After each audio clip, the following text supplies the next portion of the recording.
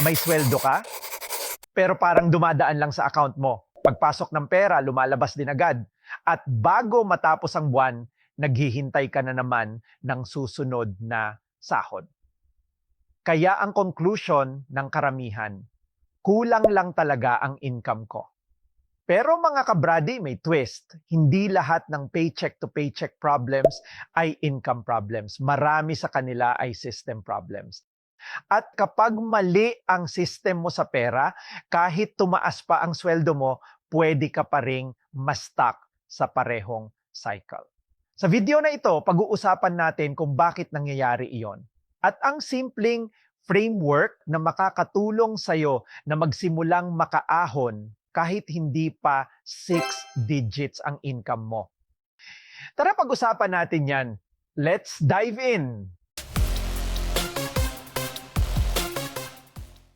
Let's be honest mga kabrady, nakakapagod ang mabuhay na laging naghihintay ng susunod na sahod. Kada buwan, may kailangang bayaran, may problemang kailangang solusyonan. Kaya ang focus mo ay makaraos hanggang next payday at doon nagsisimula ang problema.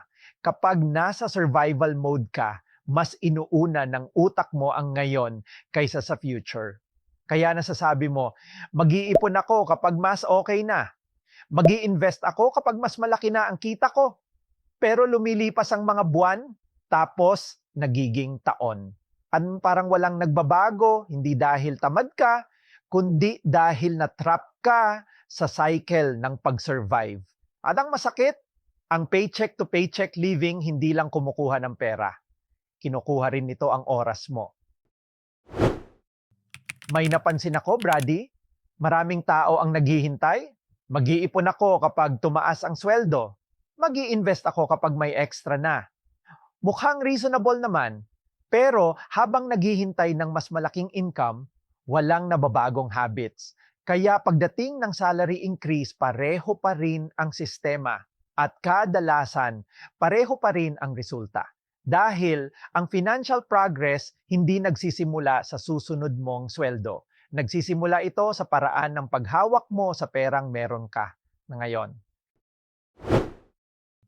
Pero Brady, may isa pang dahilan kung bakit maraming tao ang nananatili sa cycle.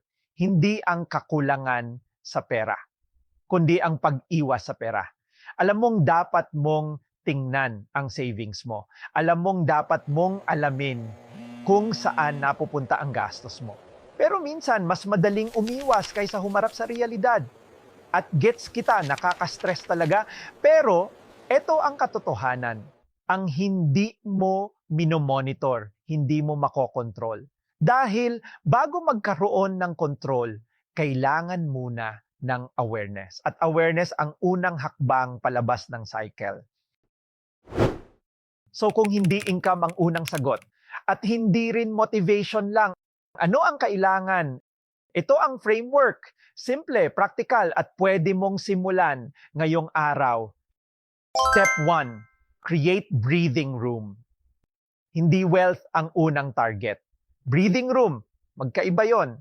Karamihan gustong mag-invest agad, gustong palaguin agad ang pera, pero kung bawat emergency ay kailangan mong iswipe sa credit card o umutang, mahihirapan kang mag-move forward. Kaya ang unang goal, magkaroon ng financial buffer.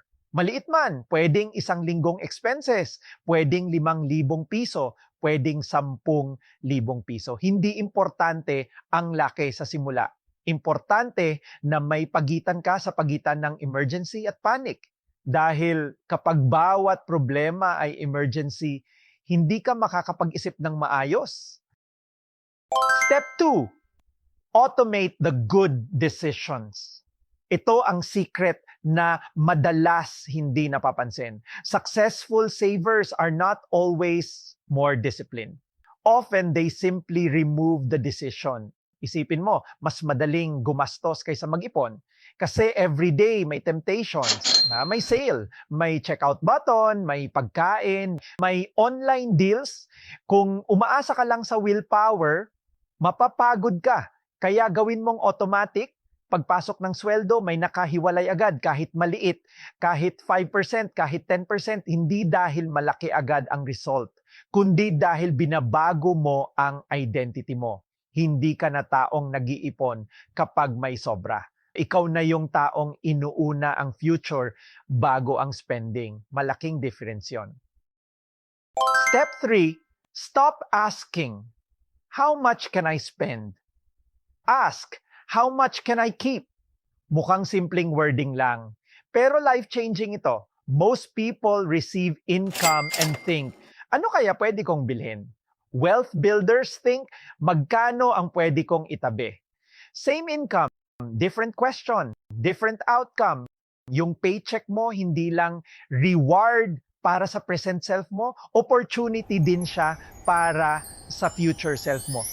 Kung bawat piso ay napupunta sa present, walang natitira para sa future. Pero mga kabrady, may isa pang trap. Yung mindset na kailangan malaki agad. Kapag hindi makaipon ng malaki, susuko. Kapag hindi perfect ang budget, susuko. Pero hindi ganyang gumagana ang pagbabago. Consistency beats intensity. Mas malayo ang mararating ng taong nagtatabi ng kaunti buwan-buwan kaysa sa taong motivated lang sa simula. Kaya kung maliit pa lang ang kaya mo ngayon, okay lang. Ang goal mo ay hindi yumaman agad. Ang goal mo ay putulin ang cycle. Mga brady, tandaan mo ito. Ang pagiging paycheck to paycheck ay hindi kung sino ka. Sitwasyon mo lang siya ngayon. At pwedeng magbago ang sitwasyon. Hindi mo kailangang ayusin lahat ngayong buwan. Hindi mo kailangang maging financial expert. Kailangan mo lang gumawa ng mas magandang desisyon kaysa kahapon. Tapos ulitin mo dahil ang totoong pagbabago hindi madalas dramatic. Kadalasan maliit lang, halos hindi napapansin. Pero sa pagdaan ng panahon, doon mo makikita ang malaking difference. Mga kabrady, kung nakarelate ka sa video na ito, comment below, I'm breaking the cycle. Gusto kong malaman na nandito ka at seryoso kang baguhin ang financial future mo.